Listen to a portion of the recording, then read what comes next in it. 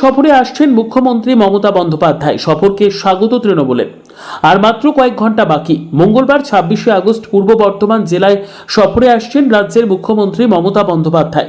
বর্ধমান শহরের প্রাণকেন্দ্র কার্জন গেটের পাশে বর্ধমান মিউনিসিপ্যাল হাই স্কুলের মাঠে অনুষ্ঠিত হবে মুখ্যমন্ত্রীর প্রশাসনিক সভা।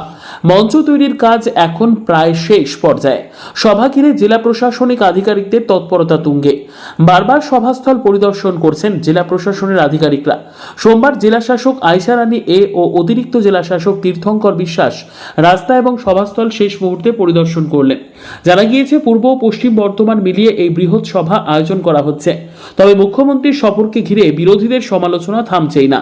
সিটু নেতা দীপঙ্কর দে সরাসরি প্রশ্ন ছুড়ে দিয়ে বলেন, শুনছি বর্ধমান শহরে আসছেন মুখ্যমন্ত্রী। আমি ওনার কাছে জানতে চাই, যেহেতু প্রশাসনিক সভা, তাই মঞ্চে পৌরসভার চেয়ারম্যান, বর্ধমান দক্ষিণের বিধায়ক ও জেলা স্তরের আধিকারিকরা থাকবেন। ওনাদের জিজ্ঞাসা করুন, বর্ধমান শহর কেন জলের তলায়? মানুষের ঘরে জল ঢুকছে কেন? রাস্তাঘাট চলাচলের অযোগ্য হয়ে পড়েছে কেন? মুখ্যমন্ত্রী আসবেন বলে হঠাৎ দিনরাত এক করে কাজ চলছে। এতে মানুষ বুঝতে পারছে আসল উন্নয়ন কোথায়। জনগণের করের টাকায় যে এলাহি আয়োজন হচ্ছে, সেটা কি রিলিফ দেওয়ার জন্য, নাকি রাজনৈতিক দলীয় সভায় পরিণত হবে প্রশাসনিক সভা? মুখ্যমন্ত্রী আসছেন অথচ বর্তমান জলের তলায়। এ নিয়ে পৌরসভা, বিডিএ, বিধায়করা কি বলবেন, সেই জবাব চাই আমরা। এদিকে বিজেপি নেতা গোপাল চট্টোপাধ্যায় ব্যঙ্গ করে মন্তব্য করেন, মুখ্যমন্ত্রী আসবেন, এতে অবাক হওয়ার কিছু নেই। প্রধানমন্ত্রী একটার পর একটা প্রকল্পের উদ্বোধন করছেন, সেটা দেখে মুখ্যমন্ত্রীর মাথা খারাপ হয়ে গেছে। তবে বিরোধীদের অভিযোগ ও কটাক্ষকে গুরুত্ব দিতে নারাজ শাসক শিবির। পূর্ব বর্ধমান জেলা পরিষদের অধ্যক্ষ অপার্থিব ইসলাম জানান, মুখ্যমন্ত্রীর সফর মানে উন্নয়নমূলক পদক্ষেপ। তিনি আসছেন, এটা আমাদের কাছে গর্বের বিষয়। দেখুন, আমরা সকলেই জানি, আপনারাও সাংবাদিক বন্ধু, আপনারাও জানেন যে আমাদের প্রিয় মুখ্যমন্ত্রী বিশ্বজয়ী নেত্রী, ভারতবর্ষের সেরা মুখ্যমন্ত্রী।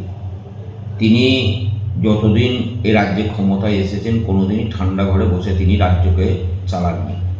তিনি প্রত্যেকটা জেলা সফর করেন, অভাব অভিযোগ শোনেন, পরবর্তী ক্ষেত্রে এসে সেই সব জেলাতে যেয়ে জেলার যে মূল সদর শহর আছে সেই শহরে যান এবং বেশ কিছু নতুন কাজের শিলান্যাস করেন, বেশ কিছু প্রকল্প বলেন। সেই রকমই চিরাচরিতভাবে আমাদের আগামীকাল আমাদের প্রিয় মুখ্যমন্ত্রী আসবেন। মানুষের আবেগ তো থাকবেই, তার যারা কর্মী, সমর্থক, প্রত্যেকটা বাংলার মানুষেরই আবেগ আছে, আবেগ আছড়ে পড়বে। কালকে আপনারা সকলেই দেখতে পাবেন। এখনও পর্যন্ত আপনারা দেখেছেন যে তার কোনো রকম জনপ্রিয়তায় কোনো ভাটা পড়েনি। দিনের দিন তার জনপ্রিয়তা বারে বারে বেড়েছে, সেটা বারে বারে প্রমাণিত এবং আগামীকালও আমরা সেটাই দেখব। আমরা খুব উৎসুক হয়ে রয়েছি যে আমাদের প্রিয় মুখ্যমন্ত্রীকে, আমাদের প্রিয় নেত্রীকে আমরা কাল দেখতে পাবো আজকে ওই জায়গায়।